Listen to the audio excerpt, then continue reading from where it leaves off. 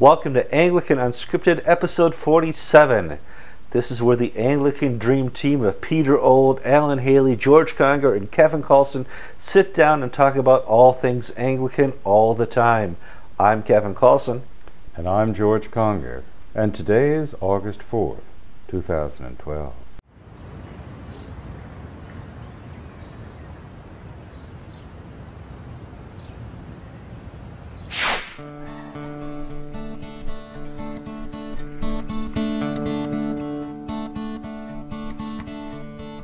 Chick-fil-A. I could eat there 7 times a day, where the people laugh and children play. Oh, I'm in love with Chick-fil-A. Suddenly, I need waffle fries in front of me, with some nuggets and a large sweet tea. Oh, Chick-fil-A, you set me free. Kids, get in the van so we can go there today. But their stores are closed, oh I know, 'cause it's Sunday. Chick-fil-A. What a dirty, rotten trick to play. Now I have to settle for Subway. Oh, I'm in love with Chick-fil-A. Chick-fil-A.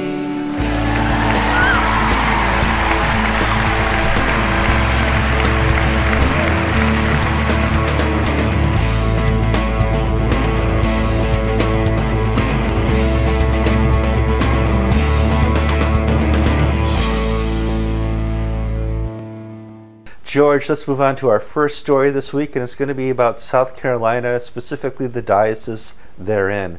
You were at General Convention, and Mark Lawrence and some of the delegation withdrew themselves from General Convention on the last day. There are things that happened with same-sex blessing and kind of the whole nature of convention that was uncomfortable and unsustainable for those people. Mark Lawrence went back to home base in Charleston, had a meeting with all the clergy of the diocese, and what happened, George? Well, there was a private session, and Bishop Lawrence got an earful. Many of the leading congregations in the diocese, many clergy won out. This is the last straw. And this was the inside story. The outside story was that the canon of the ordinary of the Diocese of South Carolina released a letter to the clergy who had not made it to the meeting on Sunday, where he said that the bishop was going to take 25 days to review and to pray and to think about the ways forward at this time. But the meeting really was a very high-powered, very, I don't want to say emotional, but very it wasn't like most church meetings. It was a meeting that had a very strong point and purpose, and the members were fairly unified in what they wanted to do. Yeah, it's interesting because at this point, I think you and I would agree that Bishop Lawrence doesn't know what he wants to do yet. Mm-hmm. There are obviously 2, 3, maybe 4 different choices of what to do. The clergy and the churches pretty much know what they want to do. They want to lead the Episcopal Church in some way. Now, whether Bishop Lawrence wants to just work with that within the canons of the diocese, or he wants to officially move the diocese into some other organization, those are options that are available to him. I think what's neat now, as we look back over the last year and some of the defensive legal tactics that the diocese have taken, are going to pay off no matter what they decide to do. Yes, the diocese has done a lot of spade work. They've given quitclaim deeds to the congregations, and a quitclaim deed is a document saying the Episcopal Church has no claim on your property. And so the South Carolina parishes can leave and not experience any financial or any property consequences. However, Bishop Lawrence is going to take the next 25 days to think about the spiritual consequences of what's going on. Now, Kevin, you were at a meeting, I think it was Mere Anglicanism, where Bishop Lawrence got up and said, in South Carolina there are 5 Anglican jurisdictions, and that just doesn't look Anglican to me. Yeah, that's the real paradox and quandary of what's going on here. It's we want to fight for the life of the Episcopal Church, but something happened along the way where the Episcopal Church isn't being a church anymore, and it really has obtained this United Nation type prerogative about it. And do I work and spend my life defending that, or do I try and rediscover Anglicanism in America? Now, Anglicanism here in North America is as close to chaos as you can get. Yes, we have multi-jurisdictional dioceses overlapping. We have international dioceses. It's really a denomination in search of its own identity. Therein lies the problem. But part of the problem that exists in Anglicanism got its genesis from what happened in the Episcopal Church over the last 12 years. I mean, this and you really have to put it in perspective. You've got the chaos of jurisdictions, and people are saying, well, you can only have one bishop in one place, and you've got to have uniformity. Well, we also have an Episcopal Church where some people believe Jesus is God, and some people believe that he's a really nice guy. You know, pick your chaos. It's all around you. It's theological, it's doctrinal, it's jurisdictional. It's just a mess. It is a mess, and the church has come from there are places that are very faithful to the gospel and the traditions of the faith. There are places where George Lucas is the God of the church and the force is God. And it's so strange to walk from diocese to diocese, and I visit churches all the time, and I just sit there and scratch my head and say, well, he got a degree from some seminary somewhere. It's crazy. So here's where Bishop Lawrence stands. He said at the meeting, no matter what he does, there will be blood. If he stays in the Episcopal Church, there will be bloodshed because churches will want to leave. If he leaves the Episcopal Church, there will be blood as well, because there's going to be a remnant that will want to stay Episcopalian. Yes, this is the group that brought charges against him last year, and if Bishop Lawrence moves out of the Episcopal Church, they'll bring charges again. Both canonical charges and most likely civil legal charges for breach of fiduciary duty or some such stuff. Whichever way it goes, it's a mess. Okay, so he's called for a 25-day waiting period. He asked the clergy, don't do anything until I get back from vacation. We can pray about this a little bit more, and then I'll tell you what my decision is, and we'll work together as a diocese to overcome what General Convention has done over the last 20 years to the Episcopal Church. So, George, more business for you and I, but more importantly, Anglican Unscripted viewers, this is an opportunity to pray. Our first story is about praying for Bishop Lawrence in his time of discernment, praying for the clergy, the churches, and the lay people who are going to wake up one day and read in the paper they're no longer Episcopal. What does that mean, George? It's an opportunity. It's an opportunity for the church, be it the Anglican Church, the Episcopal Church, whatever church you want to pick. It's an opportunity for the church to basically think about what it stands for, to get back to its base, get back to its roots. Do we worship the institution, or do we worship Jesus Christ? And it's painful to go through this, but it really is necessary at times to refocus and know what you're all about. Yeah. Right now, Bishop Lawrence is on his knees, and I had asked the audience to do the same.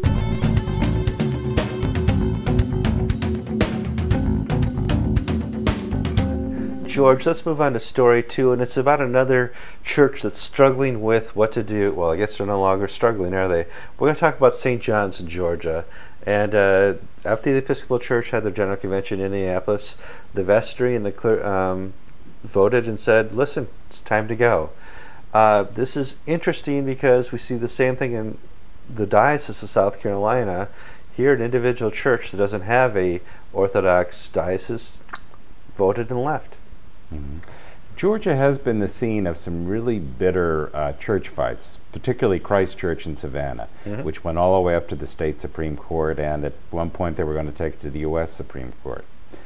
And in this particular case, St. John's Episcopal Church is a small country church in Moultrie, Georgia, and its rector, who's William McQueen, he's only been ordained about 5-6 years, he's a young fellow.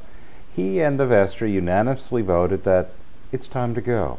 And basically everybody in the congregation is going to go with him, and they're renting a small Baptist chapel, mailing the keys to the bishop, and starting over again as an ACNA congregation. Because I think this is the fallout from the recent General Convention. There's going to be fallout, and you and I have witnessed this trajectory. Ever since you were a journalist, you've watched people leave the Episcopal Church. I've not seen any in masse organization or church say, "Hey, we're joining tech." Have you? If you remember, Kevin, when Gene Robinson was consecrated in 2003, all these people were saying, well, the bishop, Steve Charleston, who was assistant bishop in California, saying that, the Episcopal Church is just going to boom because all these people who are waiting for an inclusive church to stand up for gay rights, they're going to just flock in. And Marion Buddy, who's the new Bishop of Washington, that was 9 years ago. Marion Buddy last week, who was the new Bishop of Washington, said, we've lost a lot of people, but there is a formula for us to return, and that's to keep on doing what we're doing and do more of it. Well, that's the interesting thing of defining terms. In my definition of boom, well, that's exactly what happened. You boomed and you broke the whole communion doing it. You can't play with fireworks in a church. And, a shining example is, okay, everything we've done so far hasn't grown the church, let's keep doing it. Well, there's another definition there of insanity, isn't it? It is, and we saw this at the General Convention. They've put aside money for evangelism and church growth, which is a great concept, but how they're going to spend the money is not going to return a single dime. They don't have any concept that evangelism is not great slogans, it's not programs or activities. It's preaching and sharing the word of Jesus Christ, the gospel. And that's what converts. Faith and the power of the Holy Spirit, not technique. No, sadly. But this is another example. We did the big story with the Diocese of South Carolina and their upcoming decision what to do. Here, small churches around the country are also making these decisions. In Georgia, it's a different situation because St. Mark's doesn't have an Orthodox diocese to rely on and go to have a bishop say, hey, listen, did you see what they did at General Convention? Yeah, wasn't it cool? Well, that's not what you expect from your bishop.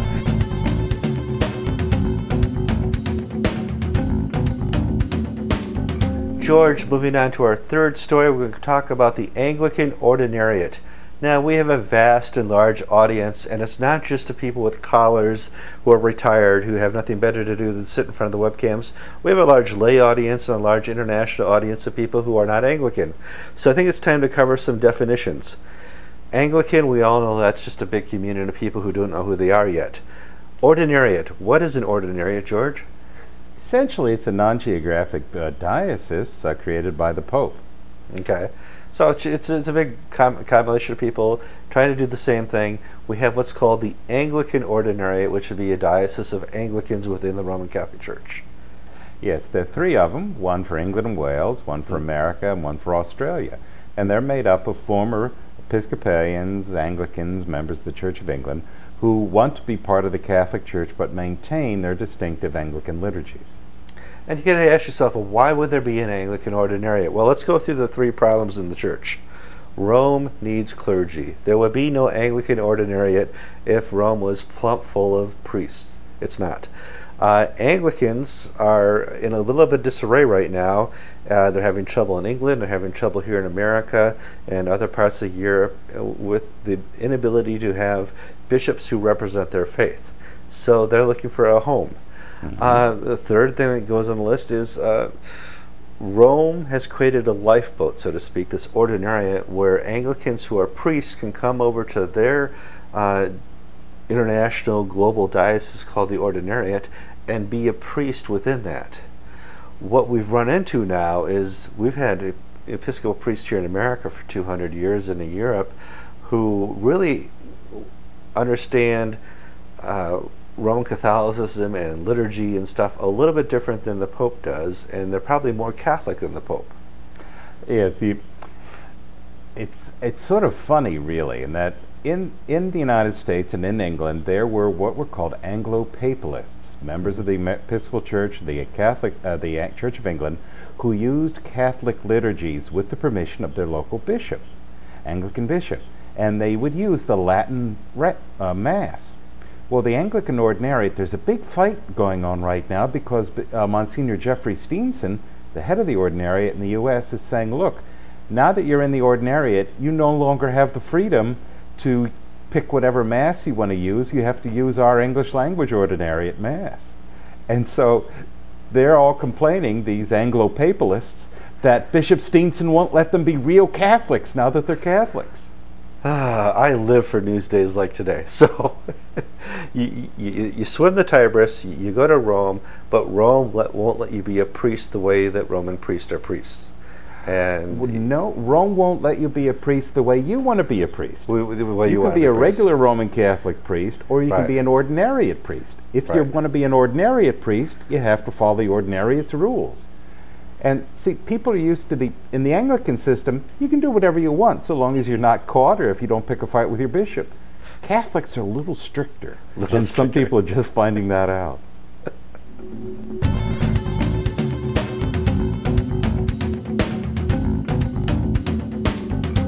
George, let's move on to story 4. I'm going to talk about the thing we talked about last week when we broke the story of the Global South meeting happening in Bangkok.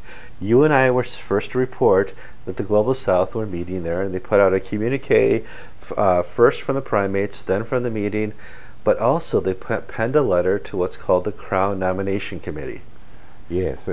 Initially, we were sort of disappointed about this Bangkok meeting because the meeting communique was a real sort of snooze, and hey, they didn't even send us T-shirts or anything. No, so we weren't expecting much. But this private letter to the Crown Nominations Committee on the characteristics of the next Archbishop of Canterbury, that was pretty hot stuff. That was hot stuff, and they should have carbon copied us because we could have really propped this up more. They said, our next Archbishop of Canterbury, in order to hold the communion together, the one that's already broken and tore and broken at the seams, in order to hold the communion together, he has to be a traditionalist. And traditionalist to me and you probably means the same thing that it does to the Global South. And I'm going through my mind, we did the Canterbury sweepstakes a couple weeks ago.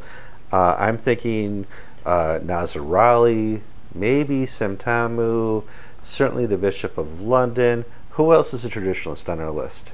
On our list, nobody else. Yeah, that's it. Nobody else. That most of them are decent, ordinary company men, sort of guys playing it straight down the middle, a few flaming liberals, and some older traditional conservatives, whom you mentioned. But actually, the Global South would like to see anybody but another Rowan Williams clone. Well, apparently there was a meeting of the Crown Nomination Committee recently. Yes, Thursday, Friday last week. And they're doing a great job in keeping secrets because we don't know what happened. Well, have you tried to reach out to them and said, listen, I just want to know off the record? Kevin, I've tried that. I tried bribery. I tried, well, I heard this. Is that correct? I mean, I tried all the tricks. Nothing. Okay. Well, here's the problem. And you and I are Anglican journalists and Christian journalists and can handle a lot of things. But the real people who don't have as many scruples as you and I have are covering the London Olympics this week. In 3 weeks, they're going to be done from their break, and they'll have time to really delve into the story in ways that you and I probably won't, and maybe we'll get a leak from them somewhere down the line. So basically, Global South is asking for a traditionalist of Canterbury. Who's the most recent traditionalist we've had as Archbishop? That wasn't too long ago. George Carey. Yeah, I mean, that was... and at the same time, there's some people, because George Carey supported the ordination of women, they would say he doesn't count as a traditionalist. Because, Kevin, we really don't have a common definition of traditionalist. For some people, it means just someone who's anti-American. For others, it means someone who's against women priests. For others, it means somebody who's against gay clergy. We don't have... When you say traditionalist, it means whatever you want it to mean, like Anglican. I think when they say tradition, they want somebody who's going to return the primacy of the primates. Somebody who's going to put order back where there's chaos in this communion, and somebody who's going to make decisions, and somebody who's going to throw out this stupid Indaba process and listening process once and for all. Stop listening and start talking and making decisions.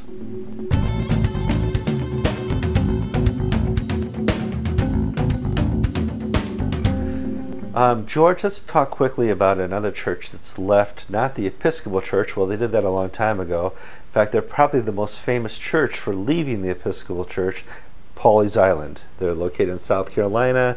A long time ago, there was a Bishop Ed Salmon and a young priest named Chuck Murphy, and they butted heads, and Chuck said, "I'm out of here." He took the church, Pawleys Island, out of the Diocese of South Carolina.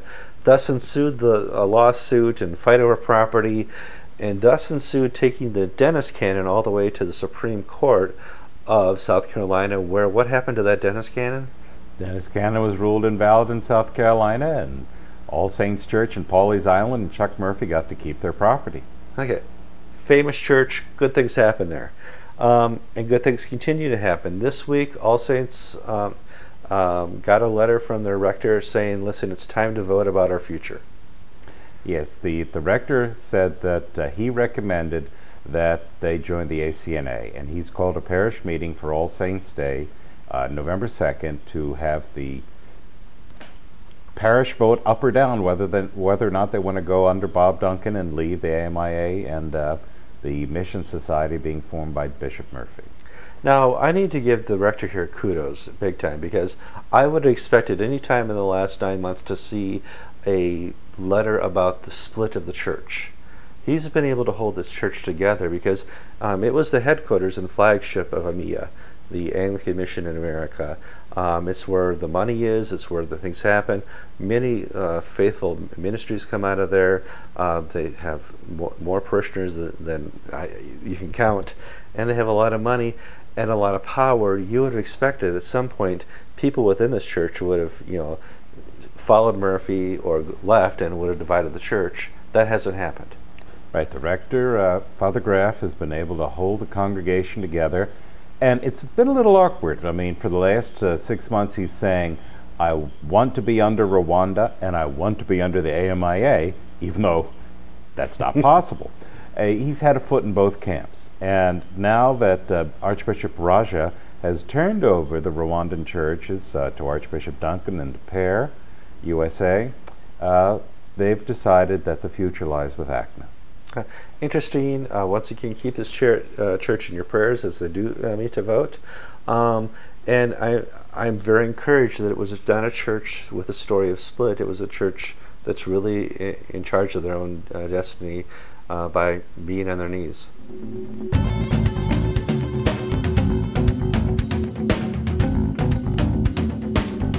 George, obviously, an Anglican Unscripted is not an Anglican Unscripted without a story about EMEA. Well, there's not really EMEA anymore. It's now the artist formerly known as EMEA. They had a meeting. They had a meeting at an airport in Atlanta, Georgia. 150 people showed up, and they adopted a new constitution presented by Chuck Murphy, and they viewed a film by Mel Gibson called The Apology. What is it? Oh, what you're referring to is Bishop Murphy released an apologia. Now, when I first saw the email, I read the title quickly, and it said Bishop Murphy apology, and I thought it said Bishop Murphy apologizes, and I thought, whoa, that's something. And then I kept reading his apologia, which is his explanation for why he's doing what he's doing. And he presented his vision of a mission society independent of oversight from a diocese or a church or a province that would plant churches and bring people to faith in Jesus Christ. That would be under his auspices and under the counsel of 3 retired archbishops. Thus lies the problem. All along we talked about this being about personal responsibility, about being under the oversight, about accountability. From day one, this was about accountability and somebody working very hard to put themselves in a place where they can work under the auspices of visual accountability. Hey, I got archbishops who are overseeing this, but they're retired. They're not in the day-to-day operations of this. And we will have to see what comes of this. Is it Anglican? Well, according to the Archbishop of Canterbury, according to the Archbishop of North America here, Robert Duncan, no, it's not Anglican in the least. This is not how we operate in Anglicanism. We don't hide ourselves under retired archbishops. We have accountability in relationships. And it'll be interesting to see what happens here. Well, the question of relationships, Kevin, I think is a good one that you've raised, because you and I have been receiving emails from people saying, I belong to this church. Am I an EMEA? Am I an ACNA? Who is my bishop? Am I an Anglican? Yeah. People don't know.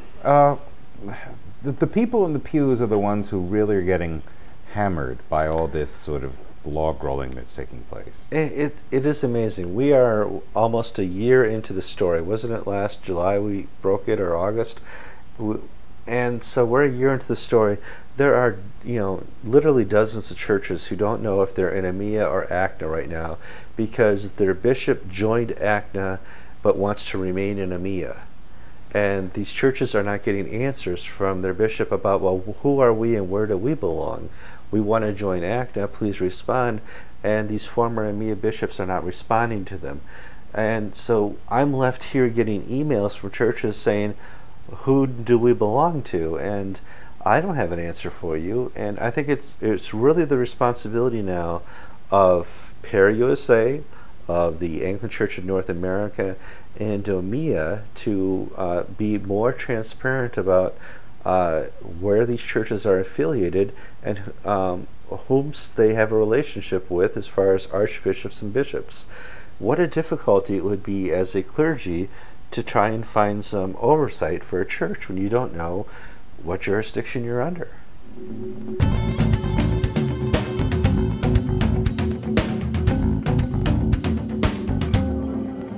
Hours before his death, Bonhoeffer penned a paper about how the church has failed. How has the church failed today? Well, the church is failing in the way that the church always fails. It's failing to be the church. The Church of Jesus Christ is not some institution. It's not a building. It's not an hour and a half on Sunday morning. The Church of Jesus Christ is those who have been called out. Ecclesia. I'm Greek, so I know the root ek, to call out. Those who have been called out of the world to be obedient servants, disciples of Jesus Christ. That's what Bonhoeffer was saying. We've got to be the church. And, a lot of times it doesn't matter so much, but when evil rises up, now you're going to see how much it matters. When you have a dictator like Adolf Hitler, when you have the government, even in a democracy like America, when you have the government beginning to encroach upon people's real freedoms given to them by God, that's when, if the church isn't being the church, we're dead. The church is the voice for the voiceless. The church is the voice for the minorities. The church is the voice for those who can't speak for themselves, who don't have the power to do anything. The church has to be the church. And I think it's always the case that the church is being challenged from without and from within. We could talk in 10 different directions for 8 hours on this subject. It's one of the reasons I hope that people will read the Bonhoeffer book in particular, because I think as you're reading it, you begin to think of how this applies to me right now. Yeah, when I read the Bonhoeffer book and I discovered that he thought that America was so liberal, well, that was 70 years ago. America has tripled or quadrupled its liberalism, and it's gone to a progressive quickening that seems hard to imagine by people like Bonhoeffer. Yeah, well, the thing is, if you had said to Bonhoeffer in 1930, when he came to America, that we're going to have people from the pulpits preaching an utterly unbiblical view of sexuality, saying that it's a blessing and a gift, I think, he and many would have been, they really wouldn't have believed it. On the other hand, we have to understand that in his own day, there were people from pulpits preaching, and he heard them preach this, pure heresy, open heresy, not just nuanced heresy about sexuality, but heresy such that they would declare from the pulpit that Jesus was not born of a virgin, Jesus did not rise bodily from the dead, Jesus did not walk on water. They were declaring this openly from pulpits in New York City, yards, miles away from where we're sitting now. There's a church on 64th Street where Fosdick, who I mentioned in the book, was preaching open heresy. Now, well, the gospel is today being preached from that pulpit, but in Wilberforce's, in Bonhoeffer's day, he would go to any of those kinds of churches, and he would hear open heresy being preached, and he was amazed at the time. So in some ways, there's never anything new under the sun. George, this week Chick-fil-A has been in the news, and it's going to be our last news story because by the time we're done, we're going to want to go out and get some. Talking about chicken sandwiches make me drool. Let's talk about something. I have a big disagreement with Chick-fil-A. I want red meat on the menu. Chick-fil-A and I have a vast different opinion on this. They only want chicken and white meat on the menu. I am an American, and I think every menu in America should contain red meat. And yes. And Kevin, I've got a bone to pick with them too. If I've got to work on Sunday, they should be open so that on my way home I can get something to eat. Right. And so George and I are opposed to some of the policies of Chick-fil-A. And I have a vast disagreement with Don Cathy, the CEO, who will only serve chicken. That's wrong. Now, I know the cow lobby is upset about this as well, and that's great. However, expressing my opinion through a boycott is absolutely asinine. Excuse my language on Anglican Unscripted. All throughout time, since I was a Christian, 15 years old, I would get these little letters in the thing. Oh, we need to boycott such and such company because they support Satanism and stuff like that. Or AT&T is sponsoring the Gay Pride Parade and all that. Boycott is not a biblical example of how we express the joy and transforming love of Jesus Christ. It doesn't work. And Chick-fil-A had their best one day that they're ever going to have yesterday, and that was all due to people coming out to stand in solidarity against the boycott. Yeah. The boycott has backfired. Yeah. Wait a minute. So they had the best day ever. George, this is good. Okay. Please boycott Anglican Unscripted. I am for heterosexual marriage, and not only am I for it, I've been married for 23 years. George, how about you? I've been married, I can't remember how long, a long time. Long time. But you support heterosexual marriage as well. Yeah, and mine in particular. And yours in particular. We support, we need to be boycotted. And you know what that means? That means you guys have to donate to us. And so here's the donate button for AnglicanTV /donate, where you're going to send us money so we can have our best day ever. Not the normal $50, but the normal. Let's go for $50,000. You know, let me file the $990 long form for once. Well, and we do need the money because, Kevin, for example, you're going down to Bishop Seabury's church this weekend in Groton, Connecticut. They're having their last service before they leave, and it's not just that our trips to Africa and India and Asia that we have to film, because, you know, if we don't cover the ACC meeting, no one else will. But it's the local travels, so going to Forward in Faith, going to Bishop Seabury's church, going to Pair USA. All these things take money, and we don't draw salary from the work we do. We do it because it's a ministry and a labor of love, but at the same time we need help to pay for the expenses of the operation. Oh, we really do. Anglican TV is expensive in the fact that I have to pay for plane tickets and hotel and food. It's not expensive because I work for free and George works for free. What's expensive here is we have a product for this generation. TV is a unique media in video format that reaches the people of our generation who were raised on TV, from the early days of your Captain Kangaroo and Sesame Street to your nightly news to what you do before you go to bed when you watch some funny show like Everybody Loves Raymond. And TV has that essence, and so does video. We bring good news through video. We need your help to continue to do it. And every week I try to ask for support amongst viewers. I need churches to support too. If you could sponsor us for $25 a month or $50 a month, that would help tremendously with expenses. And you would not just see Kevin and George in our living rooms recording Anglican Unscripted, but we could have more on the lines video for you. I'm Kevin Carlson. And I'm George Conger, and you've been watching episode 47 of Anglican Unscripted.